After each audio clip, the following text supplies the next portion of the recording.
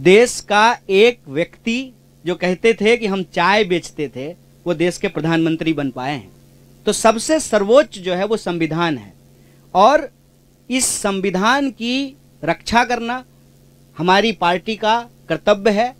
और ये प्रश्न जो है हम पूछना चाहते हैं आरएसएस और बीजेपी से कि आप बताइए कि आप संविधान को मानते हैं कि नहीं मानते हैं।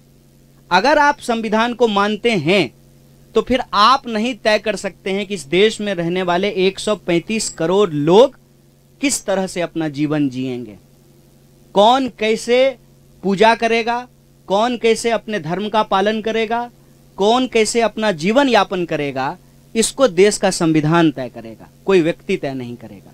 और आपकी जानकारी के लिए मैं आपसे साझा करना चाहता हूं कि जब श्री अटल बिहारी वाजपेयी जी की सरकार बनी थी तो ऑलरेडी उन्होंने संविधान को बदलने की इच्छा जाहिर की, रिव्यू कमेटी बनाया था संविधान को बदलने के लिए।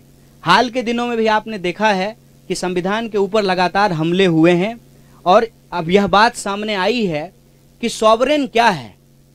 देश का कॉन्स्टिट्यूशन सॉवरेन है, वो सर्वोपरि है, उसी के आधार पे चीजें होंगी।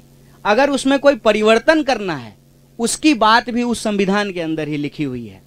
इसीलिए हमारी ये समझदारी है, पहला कि आरएसएस और बीजेपी अलग अलग नहीं है।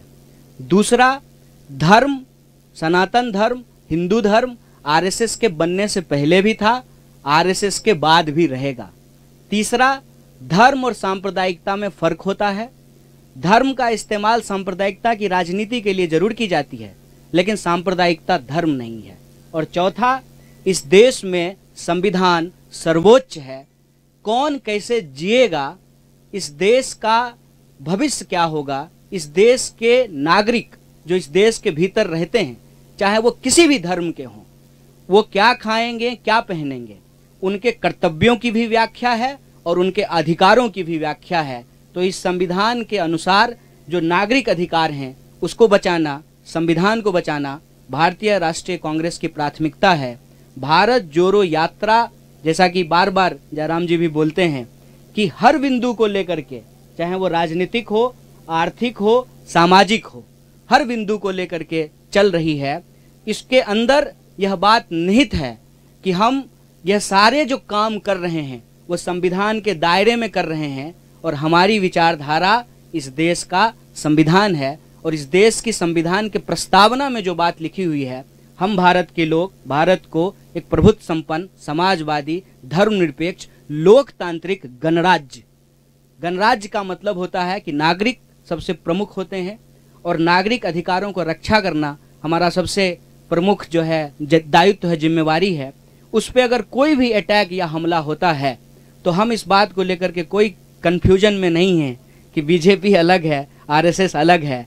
अगर बीजेपी और आरएसएस अलग अलग है तो आप मुझे बताएं कि इस बात को प्रचारित क्यों किया जाता था जब प्रधानमंत्री शपथ ले रहे थे कि इन्होंने 42 साल आरएसएस की सेवा की है, ये जो है स्वयं सेवक रहे हैं। तो हमारे दिमाग में ऐसा कोई भ्रम नहीं है, हम दोनों अटैक को एक ही अटैक मानते हैं। और यह जो बचाव किया जाना शुरू हुआ है कि नहीं आरएसएस तो हमला नहीं कर रही है, तो उस पर हम यही कहना चाहते हैं, आरएसएस अगर हमला नहीं कर रहे तो बहुत अच्छी बात है, लेकिन आरएसएस की जो विचारधारा है और जो कांग्रेस पार्टी की विचारधारा है वो आपस में विरोधी है, विपरीतार्थक है। वो एक ध्रुव पे खड़े हैं, हम दूसरे ध्रुव पे खड़े हैं। उनमें से आरएसएस के ही कुछ लोगों ने अगर यात्रा की स्वागत किया है तो हम उसका स्वागत करते हैं, लेकिन देश को लेकर के जो उनकी समझदारी है, लोगों को लेकर के जो उनकी समझदारी है, उस समझदारी में और संविधान के अंदर जो बातें लिखी हुई है देश के लिए, लोगों के लिए, उसमें जो है अंतर्विरोध है। और हम संविधान के साथ खड़े हैं, संविधान के पक्ष में खड़े हैं।